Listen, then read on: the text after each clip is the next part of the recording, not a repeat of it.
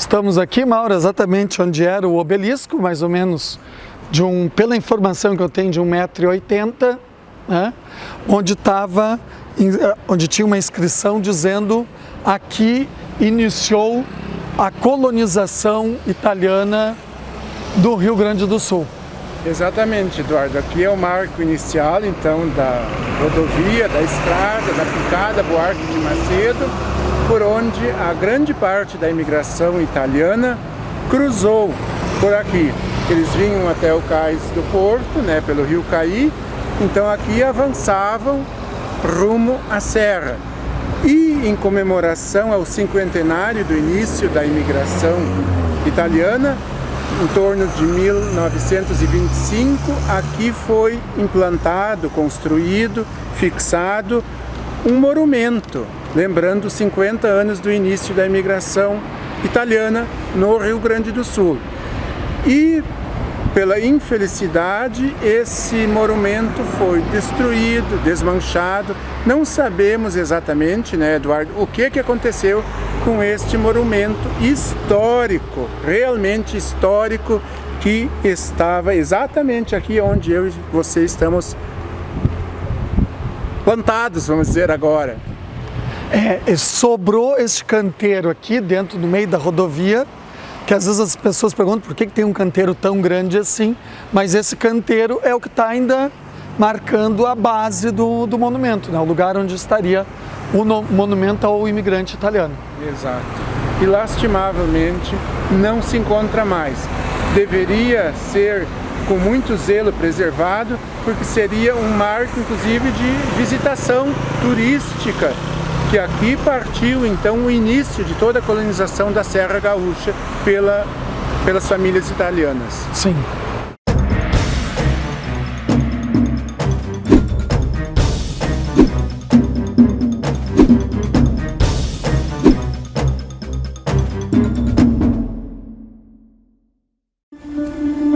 E aí, Eduardo? Boa tarde, Mauro. Boa tarde, tudo bem? Tudo jóia. Tudo tranquilo. Então, qual vai ser o tema dessa vez? Pois hoje eu tenho uma sugestão muito interessante. Vamos abordar a Buarque de Macedo? É um tema fantástico. Pois é, tanta história que este caminho que leva à Serra tem em sua história. Sim. Existe também aquela questão daquele monumento, né, daquele marco que existia. Perfeito. Bem no começo da Buarque, que era em homenagem à imigração italiana, né, tão importante para o nosso estado. Sim, e por aqui passaram a grande maioria, né, vindos pelo Porto, então iniciando a sua caminhada pela Buarque, e ali foi colocado um monumento, se não me falha a memória, no cinquentenário do início da imigração italiana, ou seja, 1925, em torno desta data, e depois ele, não digo misteriosamente, mas sumiu e ninguém, pelo que a gente sabe aonde ele foi parar, esse marco. Isso, ninguém mais sabe onde é que está, né? Como tantas coisas que desaparecem na nossa história, né? Exato. E a grande maioria dos montenegrinos nem sabe que ali existia esse marco histórico que deveria ser com muito orgulho para a nossa terra, porque ali era um indício que começou a imigração italiana que povoou a nossa serra e hoje tão bem estruturada em vários aspectos, e ali foi o ponto inicial. Sim. A partir da década de 1870, o Rio Grande do Sul começou a receber um grande aporte de imigrantes italianos. Por que isso? Porque até então a imigração açoriana já vinha caindo e a imigração alemã também vinha caindo. O Brasil como um todo estava sendo muito mal visto em algumas regiões na Europa, principalmente na região da Alemanha, porque os imigrantes alemães que tinham vindo nas décadas anteriores e aos quais tinha sido prometido receber terras já limpas, demarcadas, pensão do governo, ferramentas e assim por diante, não tinham recebido essas vantagens prometidas pelo governo brasileiro. Então o que aconteceu? O governo brasileiro buscou uma nova região onde pudesse trazer imigrantes para o Brasil. E justamente as regiões ali da Itália passaram a enviar, o governo passou a fazer propaganda e trazer esses imigrantes para cá.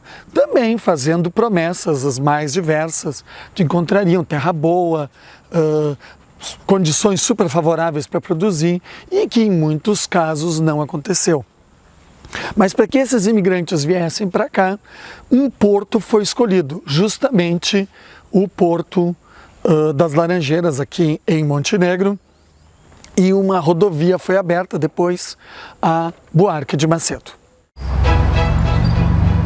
Estamos aqui no marco inicial da Estrada Buarque de Macedo, uma via muito importante historicamente para a nossa região, para o nosso município, porque aqui teve início a imigração italiana para a Serra. Por aqui eles partiam em direção à Serra para povoar as colônias em formação.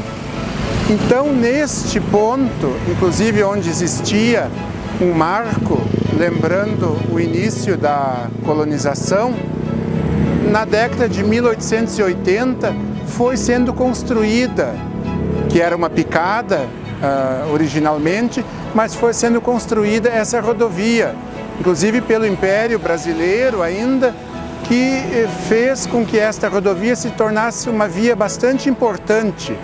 E estamos aqui no marco inicial e uma boa parte aqui na cidade de Montenegro ainda é o traçado original. Só que ali perto do Centenário ela fazia um caminho inverso, ela passava por trás do atual Parque Centenário, ia por baixo do viaduto, hoje na RS 287, e alcançava onde hoje leva o nome de Selma Valauer. Aquele trajeto até lá no início, então, desembocava na atual BR 470, logo após a Frango Sul, onde ela passa o traçado da BR e também o traçado original dela hoje está praticamente esquecido.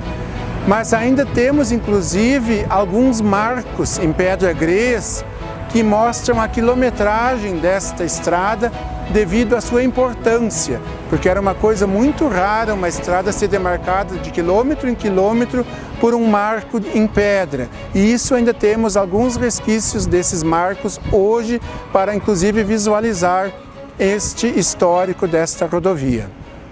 Nós temos que nos lembrar que para o município de Montenegro, entre as décadas de 1870 e 1880, a colonização italiana foi muito importante.